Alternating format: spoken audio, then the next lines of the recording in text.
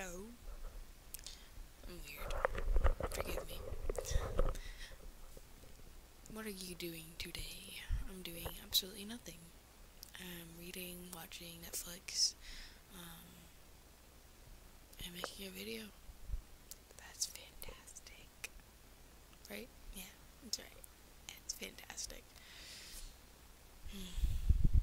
I'm such a weirdo. But yeah, that's my daily life. I really don't do much. Unless if, like, I go to my mom's, hang out with my little brother, and that's my phone.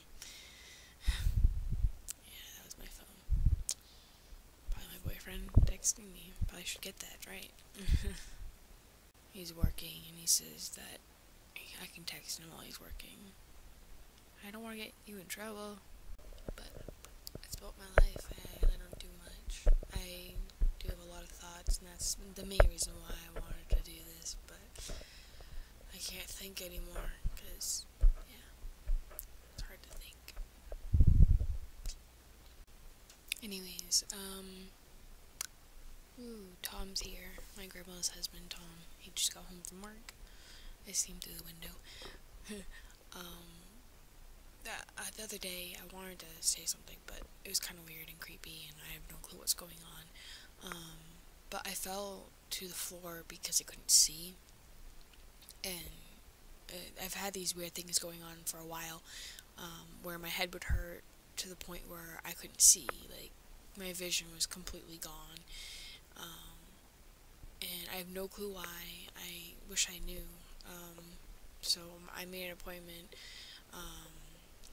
to go see a neurologist. I was supposed to go see one back in August, I think it was, right before my 18th birthday, but we never set appointment up because they never called us back, so we had to wait until now, I guess.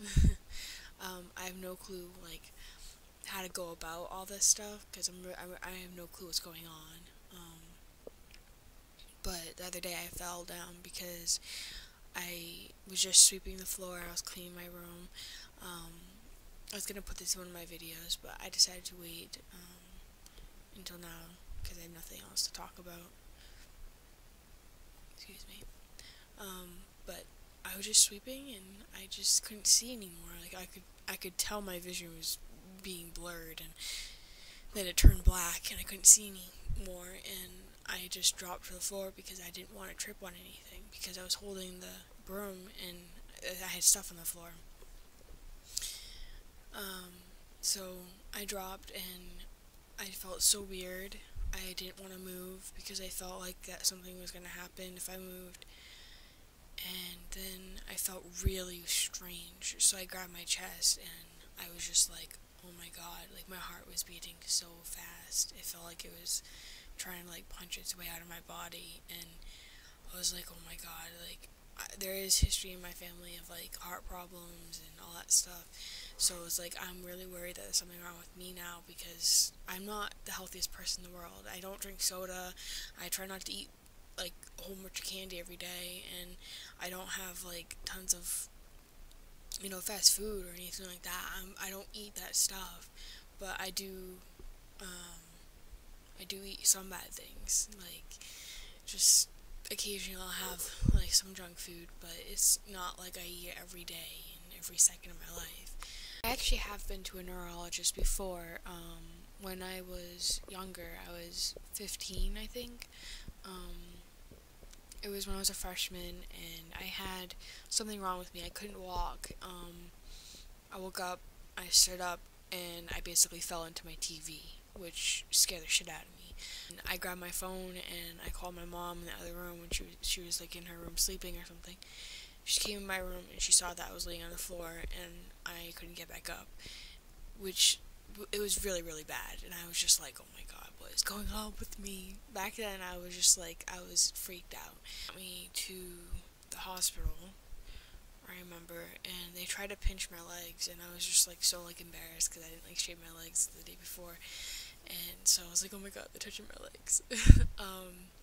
And they were trying to pinch my legs to see if I could feel it, and I couldn't feel it, and they were getting nervous, and they took an MRI of my back, and they found a cyst on my spine.